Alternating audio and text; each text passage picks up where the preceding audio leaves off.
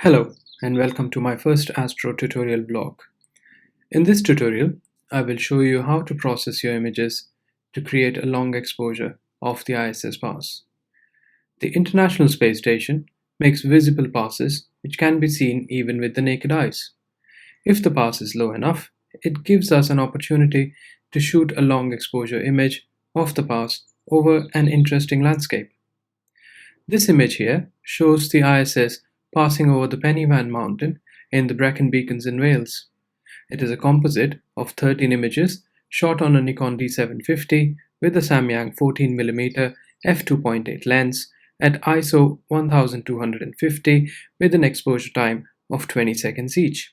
Now these are the individual images that I took, and you take pictures as soon as the ISS comes into view and keep taking them till it disappears from view. Um, the next step would be to import these pictures into Lightroom, and I'll see you in Lightroom. So I've brought these images into Lightroom and 13 exposures, and if I track these images in serial order, you can see the movement of the ISS in the night sky. Now I have already applied some basic image corrections and adjustments. I've corrected the white balance, as you can see here, a little bit to make it slightly warmer. Toned down the highlights to reduce the light pollution coming from one of the towns behind Pennine. Increase the shadows to just lift the foreground a little bit, and then applied lens corrections as well, which is the Samyang 14mm lens that I shot with. Now, once you have made any adjustments to your image, all you need to do is go into Develop Settings, Copy Settings, make sure you check all, and then copy. After that, you can use Command A on a Mac or Control A on a Windows PC to select all your images in your catalog, and then right click to bring up this dialog. Go back to Develop Settings, click on Paste Settings, and then it will automatically apply all your image corrections or adjustments to all of these images. I've already applied them to all my images, so I'm not going to repeat that process. Once all your images have the adjustments applied to, then still keeping all of them selected, right click again and go to Edit In and click on Open as Layers in Photoshop. What this option does is it opens all these images as layers in a single file within Photoshop. And I'll do that now and see you in Photoshop. So I have finished importing all my images into Photoshop from Lightroom. Now keep in mind that this process could take quite some time depending on how many images you have, which have to be imported as layers. I have a 5-year-old laptop which takes some time to even import these 13 images in, and that's why I did not want to torture you and skip that part from this tutorial. Now once you have all these images imported in, you will see them as layers here. Keep in mind that all you're seeing at this point of time is the first image. If you want to see what's underneath, just turn this off and then you can see the individual images. Now, a lot of tutorials that you would probably see on YouTube and a lot of images that you would see on that's been shared on social media, they follow a very basic and simple method of merging these individual layers into a composite image. I will show it to you now, and I will then show you what the result of that processing technique is. What you need to do is keep your topmost layer selected, then scroll down all the way to the bottom till you see the bottommost layer. Now hold down on the Shift key and click on the bottommost layer. As you can see, this selects all the layers, and all you need to do now is to go to the blend mode here and select lighten. Photoshop automatically blends your individual exposures into a composite. Now, even though you have a nice long trail of the International Space Station, it has also created star trails. This, in fact, is what you need to do if you want to create a star trail image. If you're happy with this kind of an image, then this is all you need to do.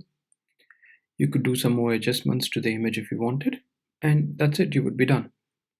And I wanted a clean image with just the light trail of the International Space Station and pinpoint stars. Now I have to give you a disclaimer that I'm not an expert in Photoshop or even close to being one.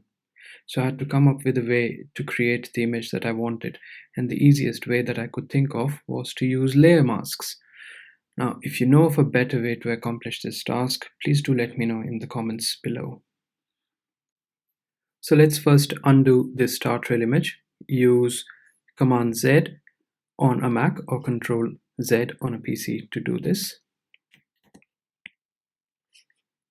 Next, select the topmost layer, so all of the layers are deselected. Now I wanted to keep the star positions and foreground from my topmost layer, which is this, in my final image, so I started to work my way up from the bottom. To do that, we need to first turn off the visibility of all the layers except the ones at the bottom, the last two, that is. Just we do this. So only the visibility of the last two layers is selected now. Now select the second last layer and add a layer mask by clicking down here on the Add Layer Mask button. Hence, next we need to decrease the opacity of this layer to around 40% or whatever you feel is good enough, so that the trail from the bottommost image is visible here. At this point, I like to zoom in to my image so that I can see what I'm working with. Apologies for the slow laptop. Okay, so here on the left is the trail from the bottommost layer. The trail on the right is the one which is the layer I'm working on, so I don't need to worry about that at this point. So once zoomed in, you need to choose the brush tool from the panel on the left, which is this one. Adjust the size of the brush as appropriate. I went with a size of 19, which, if you can see here, covers my entire light trail. Now before you progress further, you need to make sure that the foreground's color is set to black. Now, if your foreground color is other than white or black, press D to return to defaults, and to toggle between black and white, you can use X or click on this double-headed arrow here to switch between black and white foreground color. So keeping the black as foreground color and with the layer mask selected as here, press on one end, click on one end of the trail like this, and holding down the shift key, press on the other end of the light trail. Now as you can see, Photoshop has selected the entire light trail. This technique works for any straight lines, so you can use it in other workflows for yourself as well. Now you can increase the opacity of this layer back to 100%, and as you can see, the light trail from the layer underneath is now visible on this layer. So these steps now need to be repeated for each layer, working your way up to the top. So we can now turn on the visibility of the layer above, select that layer, add another layer mask, decrease the opacity back to about 40%, and still have a brush tool selected, black as foreground color. Click on one end of the light trail, hold down shift, press on the other, repeat the same for this light trail, click Shift and select again, and those two have now been painted back in. Increase the opacity again, and now you have 3 light trails in the image, and you can then keep working your way upwards. Add layer mask again, decrease the opacity to about 40%, click on one end, Shift, click on the other, click, Shift, click on the other, click, Shift on the other.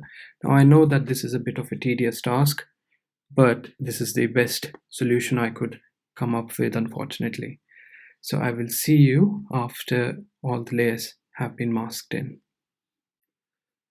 So we have now completed the process of applying layer masks to each image, and this is the composite image. As you can see, we have a nice trail of the space station and also have pinpoint stars without any star trailing. Now you can see that there are gaps between these trails. This is because of the delay between individual exposures, as I was using a remote shutter release. The big gaps on the right are because I did not realize that it was indeed the space station that had appeared on the horizon. If you wish, you can leave this image at this stage, but I wanted to fill the gaps in and make a complete trail. You can do this by using the clone stamp tool here. So first, let's merge all the visible layers. So if you go to Layer and Merge Visible, and that will merge all your layers and give you one layer to work with. Now let's zoom in on this image again. Apologies. That wasn't too bad.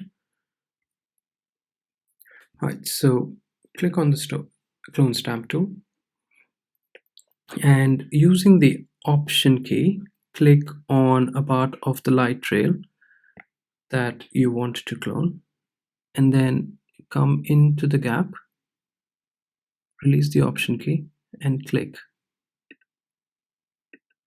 You can pick again from this end, bring it forward, and if you're happy, you can just leave it at that. So if I zoom out again, now you can see we have made that gap disappear. You can repeat this step for all the gaps, and I'll see you once I have done all of those. This is the final image. We have managed to create a stunning continuous light trail of the International Space Station, making a pass over the Brecon Beacons. I'm pretty pleased with this image, considering this is my first attempt at photographing the space station. Please do let me know what you think of the image and this tutorial in the comment section below. Also, please consider hitting the like button and subscribing to my channel. You can also follow me on Instagram, and this here is my Instagram ID. I hope to create a lot more videos for you on this channel, and I'll see you soon. Thank you for watching.